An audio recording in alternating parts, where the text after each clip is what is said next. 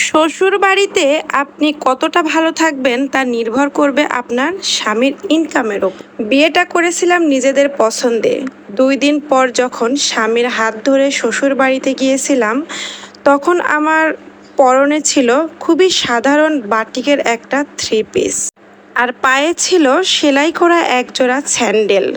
পাড়া প্রতিবেশী সেদিন ভিড় করেছিল নতুন বউ দেখার জন্য। আমারও খুব ভালোই লাগছিল। আমার শাশুড়ি সেদিন রান্না করেছিল আমাদের আসার কথা শুনে ছোট মাছের চচ্চড়ি আর পাতলা ডাল। ছোট মাছ আমার ভীষণ প্রিয়, ডালটাও আমার বরাবরই ভালো লাগে, কিন্তু সেদিন আমার এই প্রিয় খাবারগুলোই গলা দিয়ে নামছিল না। বারবার প্লেটের এক কোণে নাড়াচাড়া করছিলাম, খাবারগুলা কিছুতেই খেতে পারছিলাম না। বিষয়টা লক্ষ্য করছিল আমার স্বামী। বলছিল খেতে না পারলে রেখে দাও, জোর করে খাবার দরকার নাই। তার কথাতে প্লেটের খাবার রেখে অন্য একটা প্লেটে হাত ধুয়ে উঠে পড়ি আমি। বিকেলে আমার যা নতুন বউকে দেখার জন্য তার বাবার বাড়ি থেকে চলে আসে। তার আসার কথা শুনে আমার শাশুড়ি মা ফ্রিজ থেকে গরুর মাংস বের করে রান্না করে।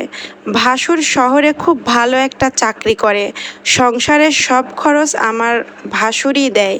আমার যা বেশিরভাগ সময় তার বাবার বাড়িতেই থাকে, মাঝে মাঝে শ্বশুর বাড়িতে আসে। সেদিনও এসেছিল আমাদের সাথে দেখা করার জন্য। ভীষণ অবাক হয়েছিলাম। শাশুড়ি মা নতুন বউ আসা উপলক্ষে রান্না করেছিল ছোট মাছের চচ্চড়ি আর ডাল, আর বড় বউয়ের আসার কথা শুনে রান্না করেছিল গরুর মাংস। সেদিনই বুঝতে পেরেছিলাম শ্বশুরবাড়িতে আমার মূল্য কতটা। কারণ একটাই, তখন আমার স্বামী কোনো ইনকাম করতো না, সংসারে আমার স্বামী কোনো টাকা দিত না। সেদিন শ্বশুরবাড়ি থেকে চলে আসার পর শুধু একটা কথাই ভেবেছিলাম, প্রতিষ্ঠিত না হয়ে আর কখনোই আমার শ্বশুরবাড়িতে পা রাখবো না। শহরে আসার কিছুদিন পরেই আমার স্বামী ভালো একটা কোম্পানিতে ভালো একটা পোস্টে চাকরি পায়। আমি নিজের প্রচেষ্টায় ছোট্ট একটা চাকরি পাই। দুজনে মিলে কঠোর পরিশ্রম করতে থাকি। কষ্টের তিল তিল করে জমানো টাকা দিয়ে আমার স্বামী চাকরি ছেড়ে একটা ব্যবসা শুরু করে। আলহামদুলিল্লাহ, কিছুদিনের মধ্যেই আমাদের ব্যবসা প্রতিষ্ঠিত হয়। এখন আমরাও বাড়িতে টাকা দিতে পারি। এখন আমার শ্বশুর শাশুড়ি অনেক ভালোবাসে আমাদের, অনেক আদরও করে। এখন আমাদের বাড়িতে যাওয়ার কথা শুনলে রান্না হয় নানান পদের। সত্যি কথা বলতে, আপনার স্বামীর উপার্জন না থাকলে আপনার কোনো মূল্য থাকবে না শ্বশুর বাড়িতে।